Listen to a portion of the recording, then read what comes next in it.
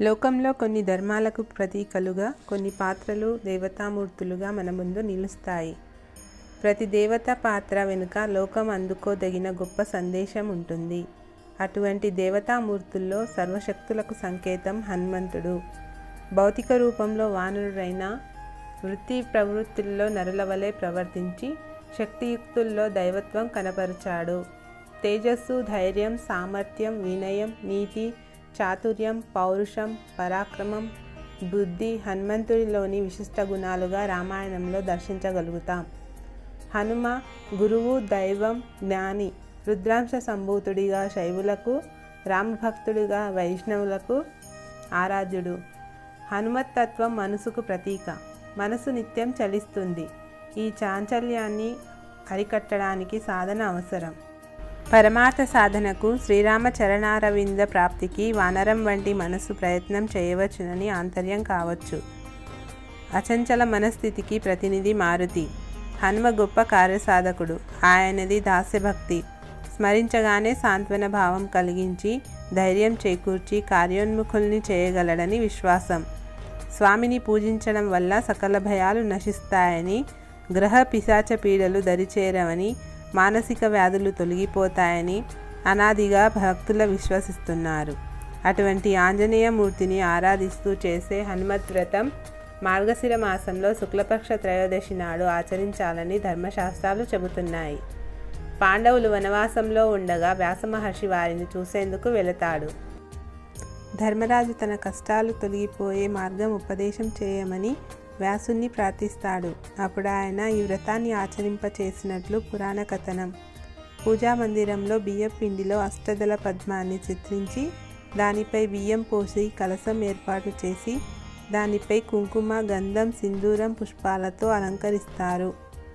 కలశం ముందు స్వామివారి చిన్న విగ్రహాన్ని కానీ చిత్రపటం కానీ ఏర్పాటు చేసుకొని కలశంలోనికి స్వామివారిని ఆవాహన చేసి వినాయక పూజ, పిమ్మట స్వామివారి పూజ ఆచరిస్తారు.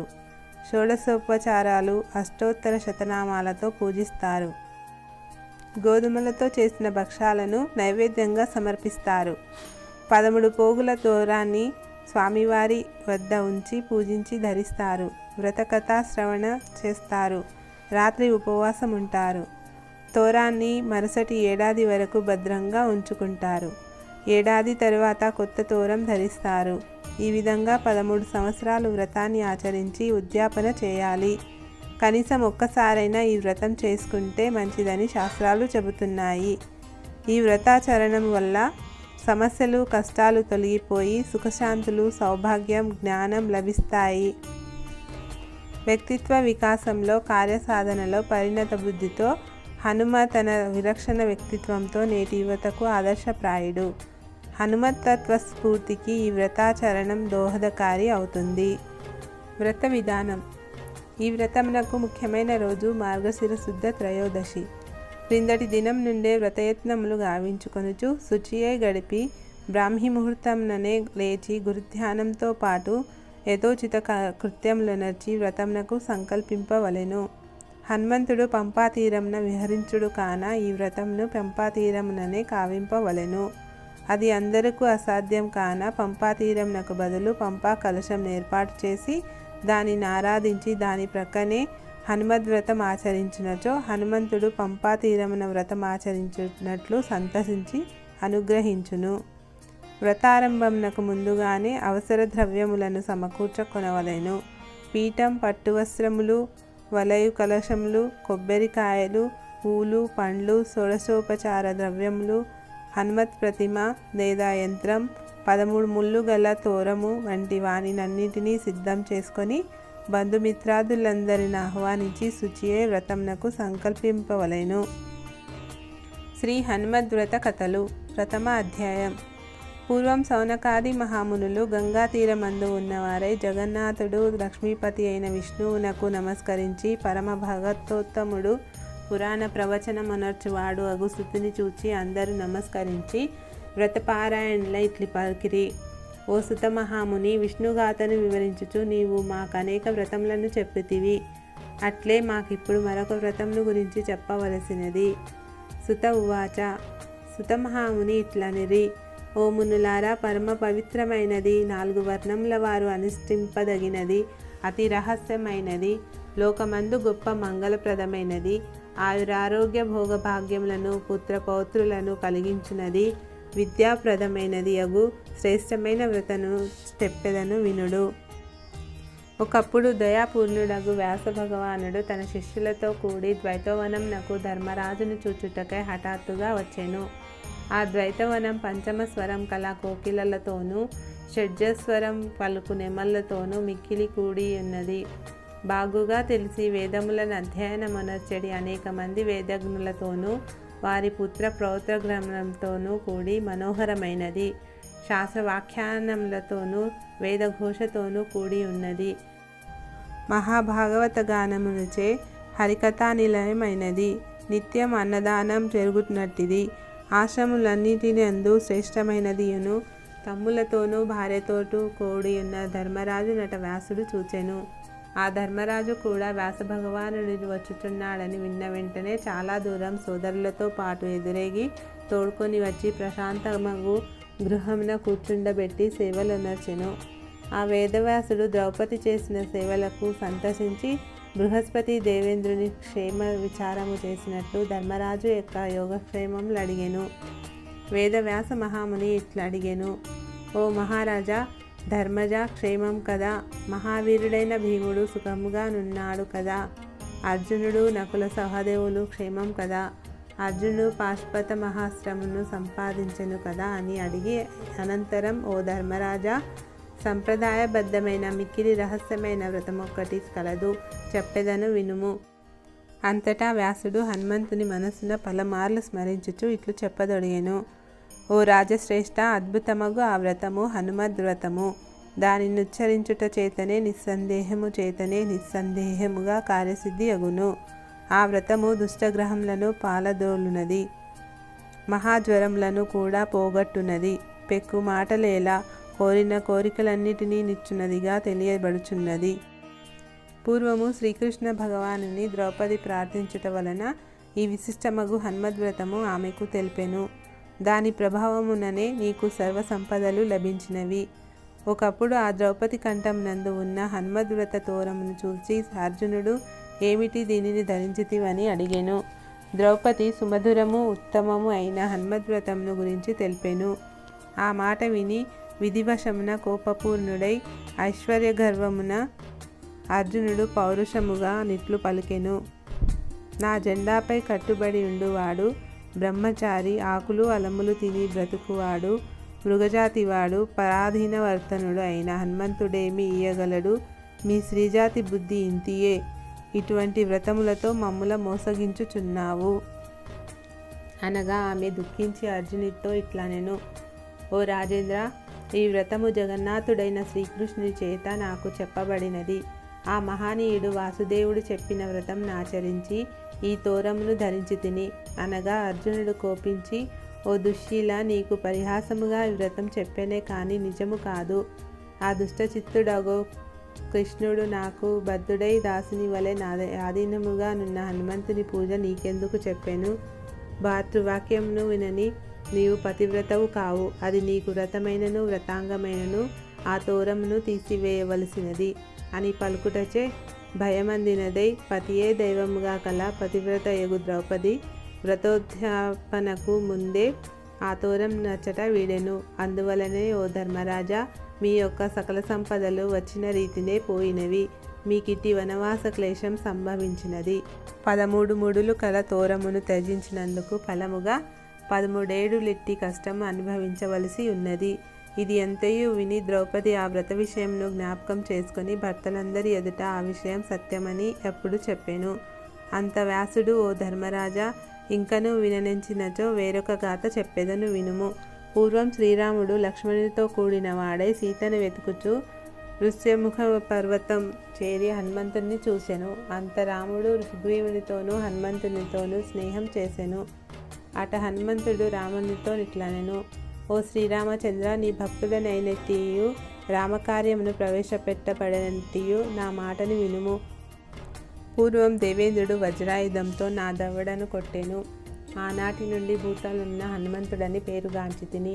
అప్పుడు మూర్ఛనంది నన్ను చూచి నా తండ్రి యొగు వాయుదేవుడు వేళ నా కుమారుడు పడగొట్టబడినాడని కోపము వహించి వాయువు వీచకుండా తిరోగమించెను. ఆ రీతిగా వాయువు లేక ప్రపంచం స్తంభించిపోవుటచే బ్రహ్మాది దేవతలు ప్రత్యక్షమై ఈ రీతిగా పలికిరి: ఓ ఆంజనేయ, నీవు చిరంజీవి వగుము. అంతులేని పరాక్రమం నంది రామకార్యములన్నిటిని నెరవేర్చుము. ఓ వానరేశ్వర, వాయుపుత్ర, హనుమద్బ్రహ్మ నాయకుడవైన నిన్ను గొప్పగా ప్రతిష్ఠించి ఎవరు పూజిత్తురో వారి సర్వకార్యములు నెరవేరును. కార్యార్థ అయిన రాముడి వ్రతంను ఆచరింపదగినదని కూడా చెప్పాను. ఆ వాక్యములను ఇప్పుడు గుర్తు తెచ్చుకొనినాను. ఓ రామ, నీవా మాటను తప్పక వినుము. వ్యర్థమగు ఆలోచన తగదు, దీనిని సత్యముగా నించును.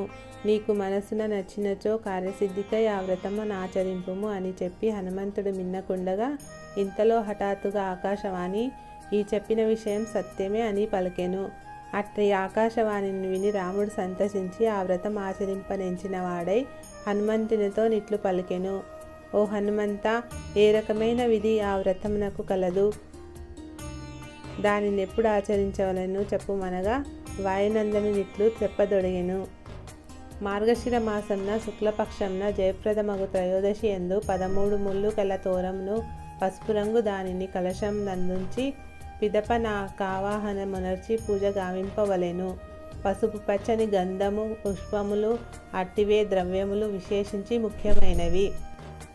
ఓం నమో భగవతే వాయునందనాయ అను మంత్రము ఉచ్చరించుచూనే 13 ముళ్ళు వేసి ఆ మంత్రముతోనే షోడశోపచార పూజ గావింపదగును. పిదప శ్రోత్రియుడగువానికి ఉపచారంలో నర్చి ఉత్తమ మగు వాయనంను 13 అప్పలతో నీయవలెను. గోధుమాన్నంను సమర్పింపవలెను. దక్షిణతో కూడా తాంబూలంను నర్పించుచు సదాచార సంపన్నులకు అన్నదానం అనర్పవలెను. ఈ వ్రత ప్రారంభమందే కోరికలు నెరవేరును. దీనిని ప్రయత్నపూర్వకంగా 13 ఏళ్ళు ఆచరింపనగును. దీని ఉద్యాపనం 13 హనుమత్ ప్రతిమలతో పూర్తి అగును అని మిన్నకుండెను. రాముడు సుగ్రీవునితోనూ సోదరునితోనూ కూడి ఆ వ్రతం ఆచరించెను. దానిచే కార్యసిద్ధి చేకూరెను. సుగ్రీవుడును విభీషణుడు రామోక్తమగు ఆ వ్రతంను యథోచితంగా ఆచరించి సత్ఫలితమొందిరి. అప్పటి నుండి లోకం నందు హనుమద్ వ్రతము ప్రసిద్ధమైనది. ఈ శుభప్రదమైన వ్రతం ఆచరించట వలన హనుమంతుని సహాయం చేకూరెను. కాన ఓ ధర్మరాజా, నీవు కూడా ఈ వ్రతం ఆచరింపదగును.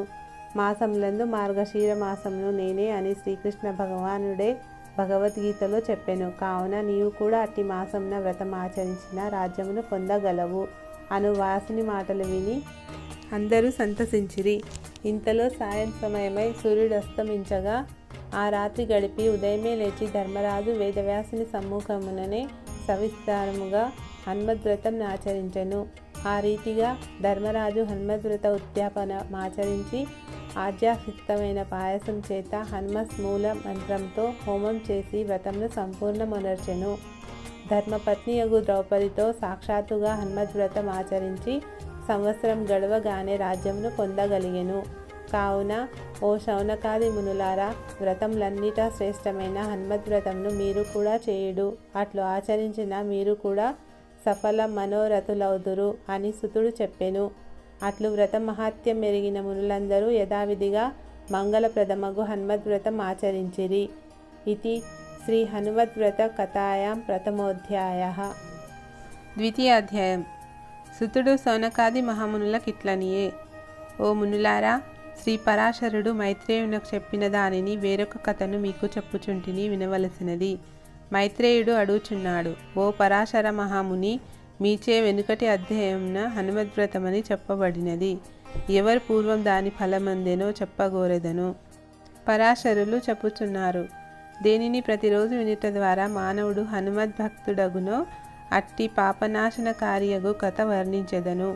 పూర్వం చంద్రవంశం నందు ఉద్భవించినవాడు, ధర్మములన్నిటి నెరిగినవాడు, బంధుకోటితో కూడినవాడు, అహంకార రహితుడగు రాజు సోమదత్తుడను మహానీయుడుండెను. అతడు సత్యం మాట్లాడువాడు, ఎల్లవేళలా మౌనివలే వాచాలత లేనివాడు, అతిథుల మంచి వారిని పూజించువాడు, పరాక్రమవంతుడును కలవర లేనివాడై సముద్రమే మొలనులుగా గల భూమిని పాలించెను. శత్రువులందరూ నాశనం చేయుచుండువాడు. అట్టి శత్రువులందరూ కూడి మహిష్మతిపురమునకేగిరి.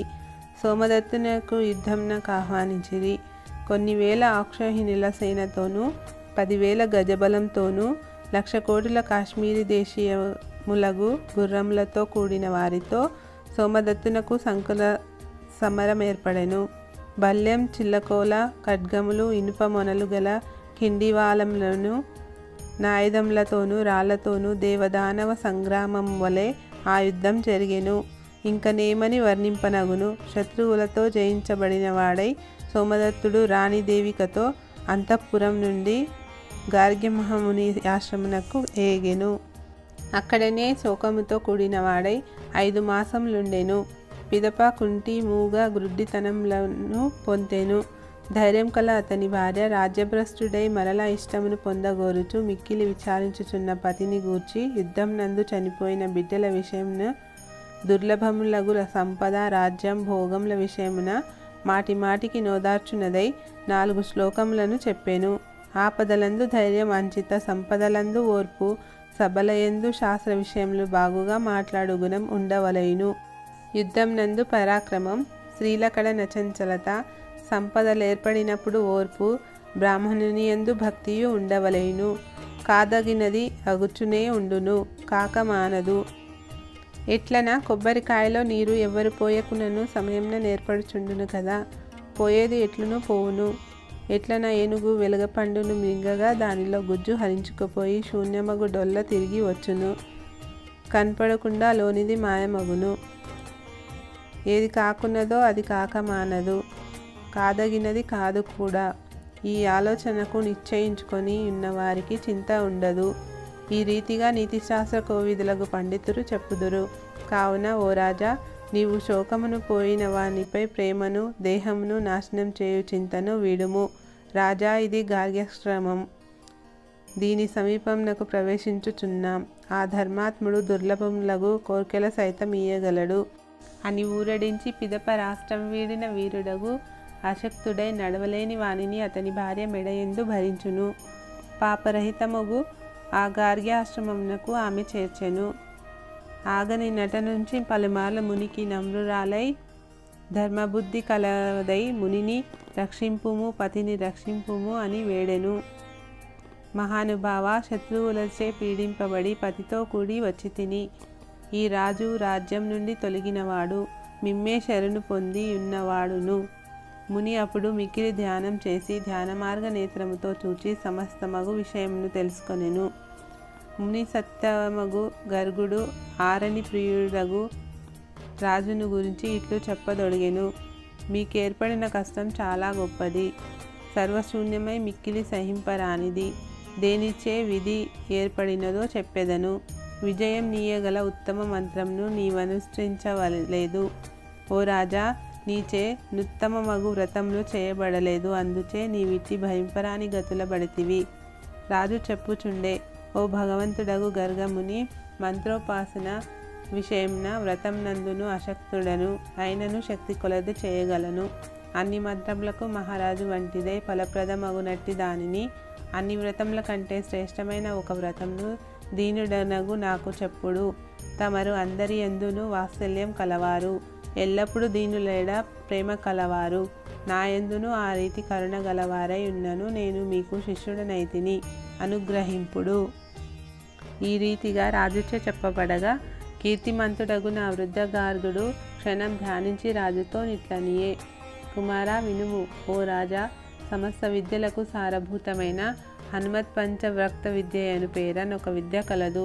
నృపశ్రేష్ఠ, దాని నిచ్చెదను. అది వెంటనే పాపములన్నింటినీ పోగొట్టునది, సమస్త మగుల బాధలను నివారించున్నది, సులభంగా జయం నిచ్చునట్టిది, సామ్రాజ్యం నిచ్చున్నది. ఓ దీర్ఘభుజుడా, దానిని జపించుము, వెంటనే జయసిద్ధి కలుగును. హనుమత్ ప్రభువు వ్రతం తెల్పెద వినుము. అది వెంటనే సమస్తములగు ప్రయోజనములను నిచ్చినది, ఎల్లప్పుడూ విజయమిచ్చునది. వైశాఖ కృష్ణపక్ష దశమి నాడు లేదా ఆపై అమావాస్య నాడైన మాఘమాసం మొదలు 5 మాసములందు శుక్లపక్షమున మొదటి శనివారంన కానీ, మృగశిర నక్షత్రంన కానీ, శ్రావణ మాసమున పౌర్ణమి యందు కానీ, కార్తీక మాస శుద్ధ ద్వాదశి యందు అలాగే మార్గశిర శుద్ధ త్రయోదశి యందు గాని ఈ వ్రతం ఆచరింప చెప్పబడినది. పై వానిలోనొక రోజు వ్రతం ఆచరింపవలెను. భక్తియుక్తుడైన ఎడల నన్ని రోజుల యందు ఈ వ్రతం ఆచరింపవచ్చును. వ్రతారంభముననే తోరమును కట్టుకొని పిదప పూజను ఆరంభింపవలను. హనుమత్ పూజను మిగిలిన రోజులందును ఆచరింపవచ్చును. తోరం మాత్రం మార్చనవసరం లేదు. ముందుగా గురు అనుమతి పొందినవాడై బ్రాహ్మీ ముహూర్తంన కానీ, సాయంత్రం కానీ, మధ్యాహ్నం కానీ, ఉదయంన కానీ హనుమంతుని పూజింపనగును. బంగారం, వెండి, రాగి మొదలగు యంత్రముల యందు కానీ, భూజపత్రనందు కానీ, పిండితో వేసిన యంత్రమందు కానీ, ఉదకపూరితమగు కలశమందు కానీ, పట్టుగుడ్డ ఎందు కానీ, ప్రతిమల ఎందు కానీ ఆవాహనమునర్చి పూజింపనగును. 13 ముడులతో కూడిన తోరమును ధరింపవలెను. 13 నేతి అప్పములు వాయనమియ్యవలెను. ధనాధికముచే గురువును పూజింపవలెను. విత్తలోభముతో పూజించుట నిరర్థకమే. శక్తిని అనుసరించి బ్రాహ్మణ సమారాధనం గావించి వారితో భోజనం చేయనగును. సిద్ధిని కోరిన వాడై 13 ఏండ్లు చేయనగును. దీనిచే జయింప దుర్లభులగు శత్రువులనందరును దేవతలనను జయించి చిరకాలం గొప్ప రాజ్యం లభించిన వాడవై ఎందువు. నీ వెనుకటి సంపద, కీర్తి, పుత్రులు అన్నీయూ కలుగును. ఈ రీతిగా గార్గ్య మహామునిచే సోమదత్తుడు పంచవ్రత హనుమ సంబంధము మహావిద్యను భార్య సహితుడై చెప్పబడిన వాడై గురు సమీపముననే ఉండి ఆయుక్తమావ్రతము నొనర్చి ఉన్నవాడై వెంటనే ఆయుష్మంతుడు మన్మథ సమానమగు రూపం కలవాడునగు నతడు హనుమద్ అనుగ్రహముచే ఖడ్గసిద్ధి నందినవాడయ్యను.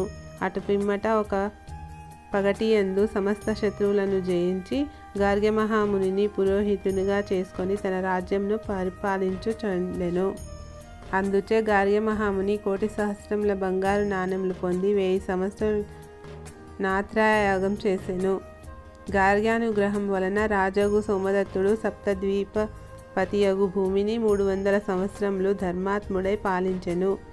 8 పుత్రులను బడిసిన వాడై పెద్ద కొడుకును రాజ్యాభిషిక్తుని చేసి చివరకు ఆ కీర్తివంతుడు భార్యతో కూడిన వాడై బ్రహ్మలోకం పొందెను.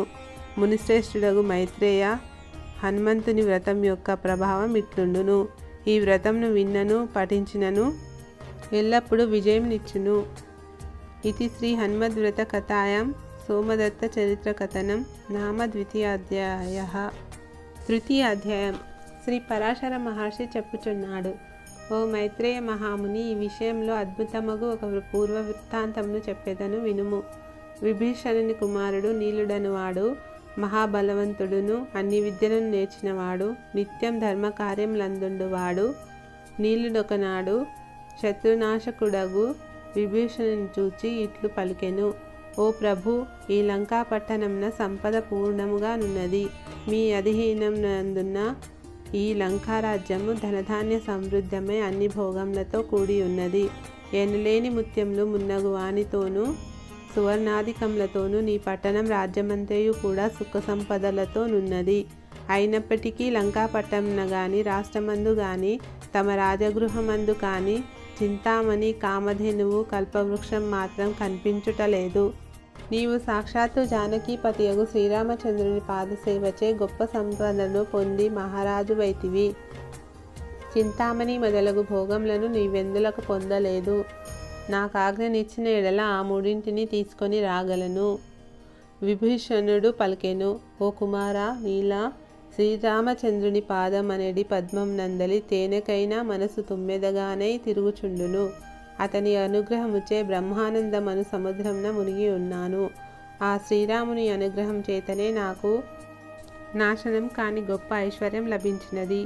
అంతేకాక దీర్ఘాయువు, దేవతలకైనా సాధ్యం కాని సామ్రాజ్యం లభించినవి. నాకు ఆ రాముడే చింతామణి, అతడే కల్పతరువు, కామధేనువు కూడా. ఒక అంశ వలన నాచే నక్షయమగు మహా ఐశ్వర్యం పొందబడినది. ఒక అంశచే వైకుంఠం నందు హరికి చరణదాసుడను కూడా అయితిని. శ్రీ జానకీపతి దయ వలన దేవేంద్రాది దిక్పాలులందరూ నాకు వశులై ఉన్నారు.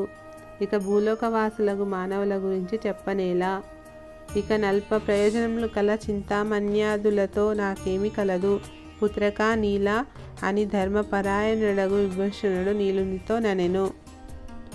పిమ్మట పుత్రునకు కీర్తి రావాలనని యోచించిన వాడై మరలా పలికెను. దేవలోకంన చింతామణి కల్పతరువు కామధేనువు ఎల్లప్పుడూ దేవతల చేతనే అనుభవింపబడుచున్నవి. ఆ దివ్యరత్న జాతము గురు శుశ్రూష చేయక దేవతలనుపాసించక అనుభవించుటకి భూలోకంన శక్యం కాదు. కుమారా, దివ్యరత్నముల ఏడ నీకు కోరికయున్న ఎడల గురు శుశ్రూష చేయుము, అతడే నీకు శ్రేయము లీయగలడు. ఈ రీతిగా పుత్రుడగు నీలుడు మహాత్ముడగు విభీషణునిచే చెప్పబడిన వాడై ఆజ్ఞను శిరసా వహించి తండ్రికి నమస్కరించి గురువగు శుక్రాచార్యుని సేవింపనాధారంతో లేగెను.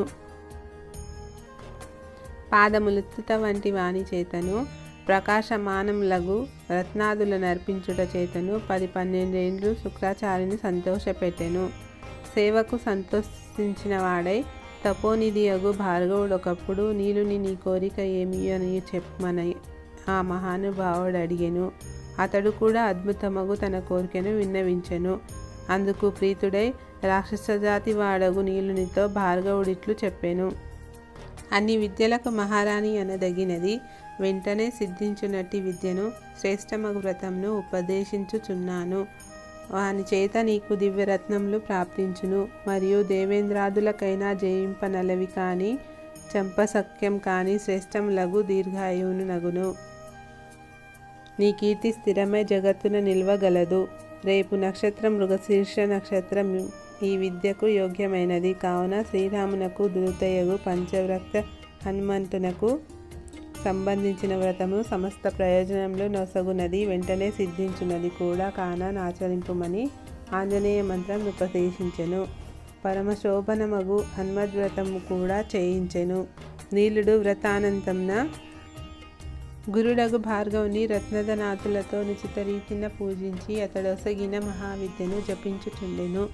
ఇట్లు జపించినంతటా శ్రీరామచంద్రుని దాసులలో ప్రముఖుడగు హనుమంతుడు 33 కోట్ల అర్బుదములను సేవకాగణముతో అర్బుదమనుగా 1000 కోట్లు ప్రత్యక్షమయ్యను.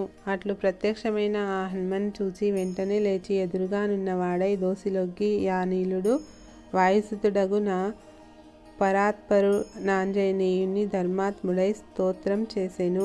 అటు పిమ్మట నీలునిచే చేయబడిన భక్తిపూర్ణముగు స్తోత్రముచే సంతసించిన వాడై వాయునందనుడగు హనుమంతుడిట్లనియే, ఓ నీలా, నీవు నా భక్తులందరిలోనూ ఎల్లప్పుడూ నగ్రగణ్యుడగు వాడవైతివి. ఓ బుద్ధిమంతుడా, నీ తండ్రి యగు విభూషణుడు కూడా నాకు మిత్రుడే. నీ కోరిక నెరిగి తిని తప్పక దాని నీయగలను.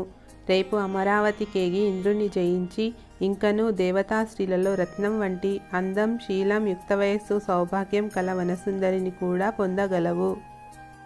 విఘ్నుడా, ఆ వెనుక పితామహుడగు బ్రహ్మదేవుడు కూడా నీ సమీపమునకు వచ్చి నీవు కోరుకున్న వరము నీయగలడు. ఎవరైతే లోకమున నా మంత్రమును జపించి నా వ్రతం ఆచరించునో అట్టివాడు నీ వలె వెంటనే ఫలితంను పొందును. నీ పేరు మీద ఈ చోటికి పురుషోత్తమ క్షేత్రమని కీర్తి కలుగును. నీకు మృగశీర్ష నక్షత్రం నిలయం కాగలదు. బుద్ధిమంతుడా, నీకు నా దక్షిణాభాగంన స్థితి ఏర్పడును. నా అనుగ్రహముచే నీకన్నీ గొప్ప గొప్ప కోరికలు నెరవేరగలవు. భగవంతుడు దేవదేవుడు శ్రీరామునకు ప్రియ సేవకుడనగు హనుమంతుడు పై రీతిగా పలికి కోరికల నీడునతడు రుద్రగణములతోనూ దేవర్షులతోనూ అంతర్ధానమొందెను. సకలాభిష్టములనందిన విభీషణసుతుడు శ్రీమంతుడగు నీలుడు గురు శుక్రాచార్యుని పాదములకు మరల మరల ప్రణమిల్లి లంకకు వచ్చి వినయముతో తల్లిదండ్రులకు నమస్కరించెను. సుఖముగా జీవించుచుండెను. ఇది శ్రీ హనుమద్వ్రత కథాయం నీలచరిత్ర కథనం నామ తృతీయోధ్యాయః. చతుర్థ అధ్యాయం. అనంతరం ఫలించిన తపస్సులు కలిగిన శౌర్యశీల సంపత్తులు కల సమస్త రాక్షసగణమునకు మేలు చేయు నీలుడు మనస్సున నిట్లు చింతించెను.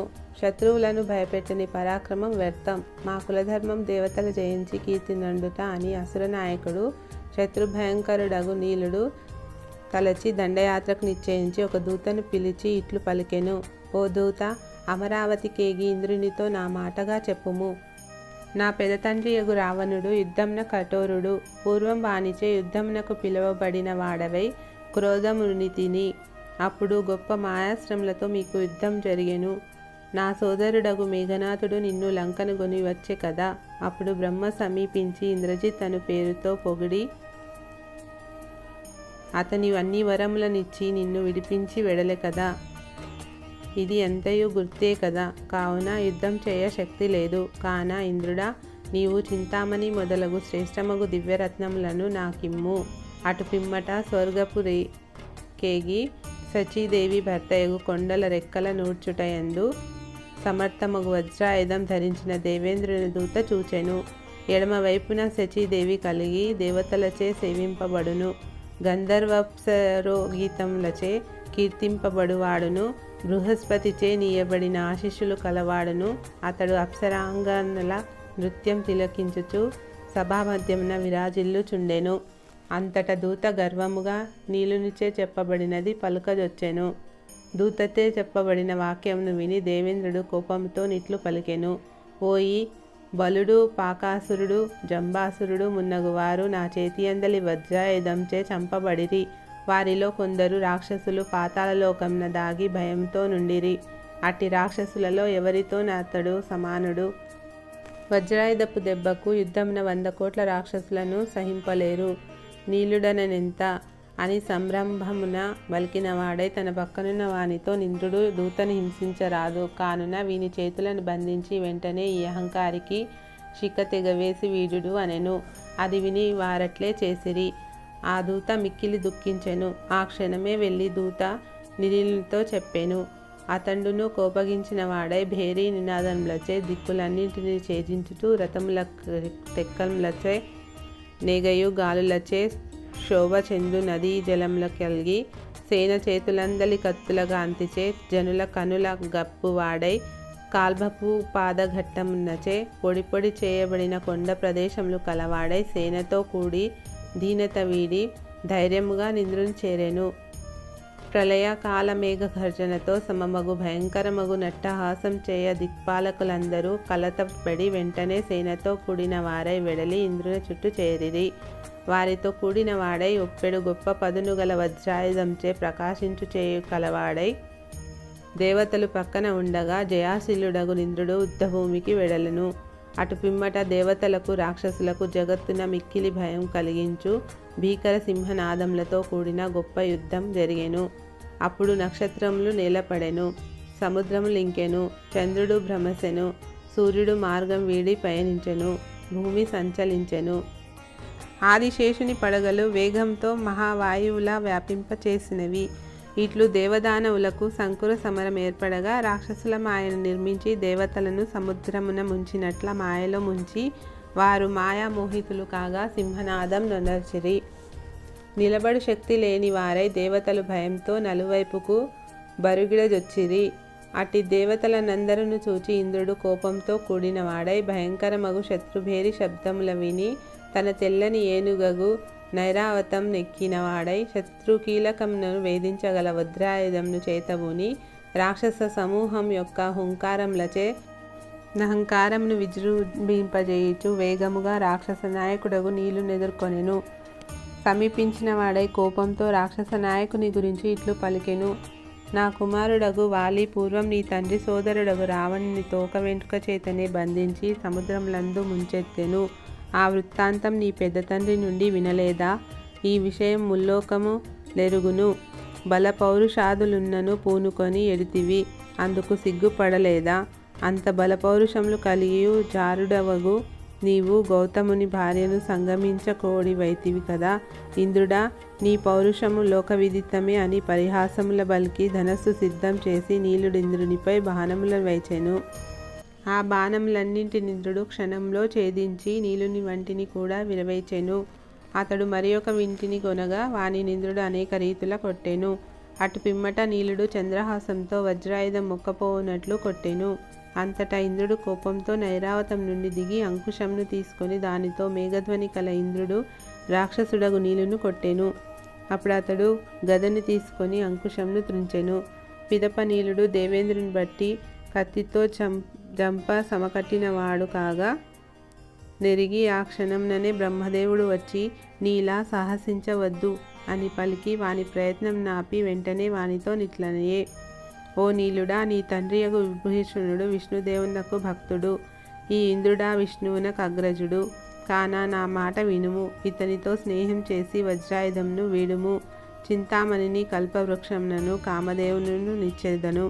ఎల్లప్పుడూ దేవేంద్రునితో స్నేహం కలవాడవై ఉండుము. విభూషణుని ఉత్తమ పుత్రుడా, వేరొకటి చెప్పుచున్నాను వినుము.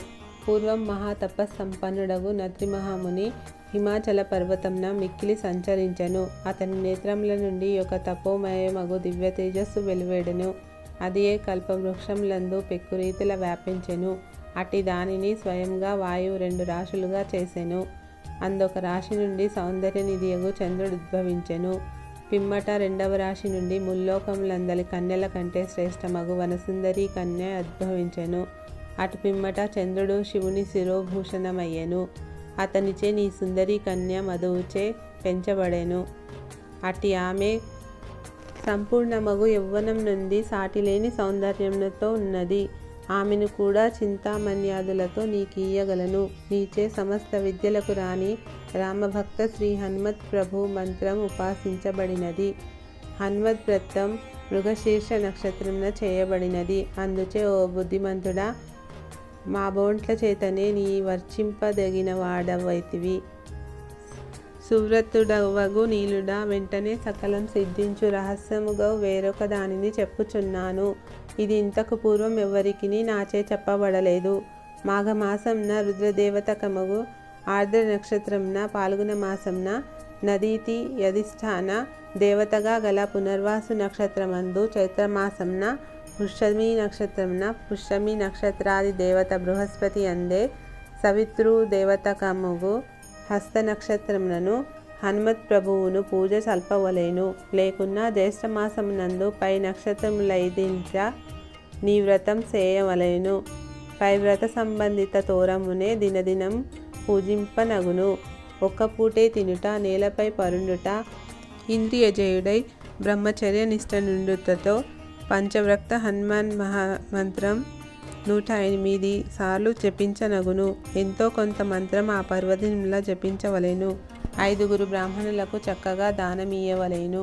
నీలుడా, ఆ వాయనంను 5 అప్పములతోనూ 5 పండ్లతోనూ ఇయ్యవలెను.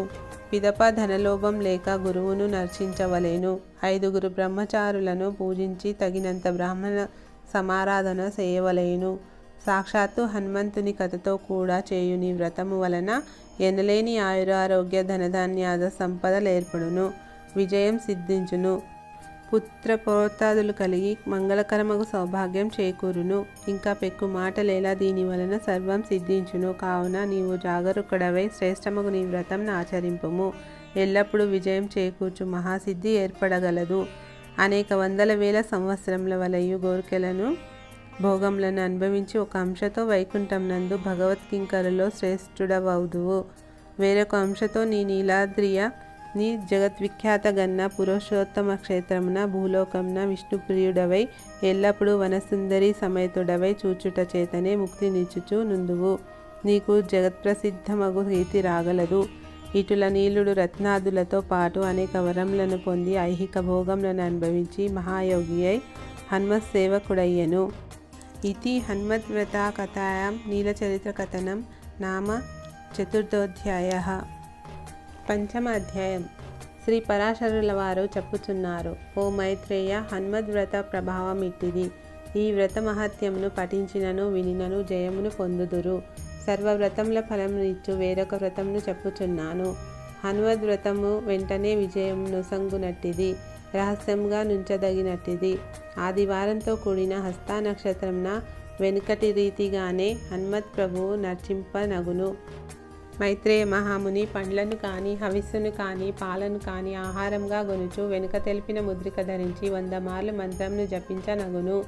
తోరమును కట్టుకొని లేదా జంధ్యమును నుంచుకొని సాధకుడగు వాడు అశుచుల స్పర్శ లేని వాడై సవితృదేవతాకమగు హస్త నక్షత్రం అందెప్పుడు ముద్రికను పూజింపవలెను. సంవత్సరం పూర్తి కాగా వేరొక కొత్త తోరణమును ధరింపవలెను. వెనుక చెప్పిన బంగారంతో చుట్టబడిన ముద్రికనొక్క దానినే అశుచులతే ఎప్పుడు తాకబడిన దానినే ధరింపవలెను. ఆదివారంన వచ్చు సవితృదేవతకముగు హస్త నక్షత్రంన నీ వ్రతంను చేయువాడు ప్రయత్నపూర్వకముగా గురువు నర్చించి వాయనమీయనగును.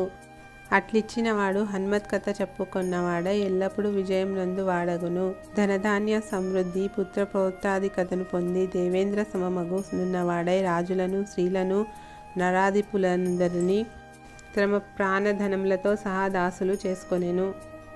దీర్ఘాయువును ఆరోగ్యమును గొప్ప వాక్సిద్ధిని గొప్ప సమృద్ధిని పొంది సకల భోగములను అనుభవించి కోరికలన్నిటిని పొంది చివరకు పరమున తారక బ్రహ్మం నుండి ముక్తుడగును. ఓ మైత్రేయ మహాముని, ఈ హనుమద్వ్రతంను అష్టాక్షరి మంత్రంతో ఏ శ్రేష్టమగు హనుమద్ మంత్రంతోనైనా చేయనగును. పూర్వం శ్రీకృష్ణుడు రథసారథిగా గల మహాబాహుండగు అర్జునుడు హస్తాదిత్య వ్రతమాచరించి అష్టాక్ష మంత్రంను జపించి సాటిలేని బలం నుండి ఎల్లప్పుడూ విజయమును పొందెను. భీమసేనుడు మృగశిర ఆర్ధ పునర్వసు పుష్యమి హస్తల 5 నక్షత్రములందు హనుమద్వ్రతం చేసి సమస్తములగు శత్రువులను జయించెను. ప్రత్యక్షముగానే వరప్రదాతయగు నా మహనీయుని పూజించినది ఎవరు? ఆ హనుమంతుని బ్రహ్మ విష్ణు శివాదులు సైతం నర్చించుచున్నారు. హనుమంతునితో సమానమగు దైవత మీ భూతలమున లేనే లేదు. ఈ ప్రమాణమే హనుమద్వ్రతమే శ్రేష్టమగు జయసిద్ధి నీడునది అని తెలుపును.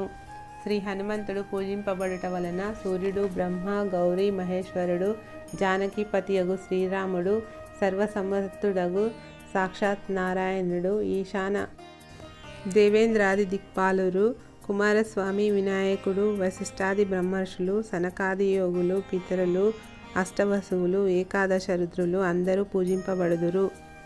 అనగా హనుమత్ పూజ చేసిన పైవారందరూ పూజించినట్లే. అందుచే జయమును కోరువాడు మహాత్ముడు శ్రీరామ ప్రియ సేవకుడగు హనుమంతుని సప్రయత్తుడై పూజింపనగును. ఎవరు నిత్యం దీనిని వినునో లేక శ్రద్ధతో వినిపించునో అతడు సమస్తములగు కోర్కెలు పొంది బ్రహ్మలోకం నందును. చంద్రుడు లేని రాత్రి ధనం లేని రోజు వలెను మైత్రేయ హనుమన్నామం లేని ప్రబంధం వ్యర్థమగును. మైత్రేయ హనుమద్భక్తులు పుణ్యమూర్తులగు నీల విజయ ధ్వజదత్త గాల మైంద అంగద భరత సుషేణ హరిత కశ్యప పుష్కర సోమదత్తులను స్మరించుచున్నాము. ఇది శ్రీ హనుమద్వ్రత కథాయాం ఫలశ్రుతి నామ పంచమోధ్యాయ సమాప్తః.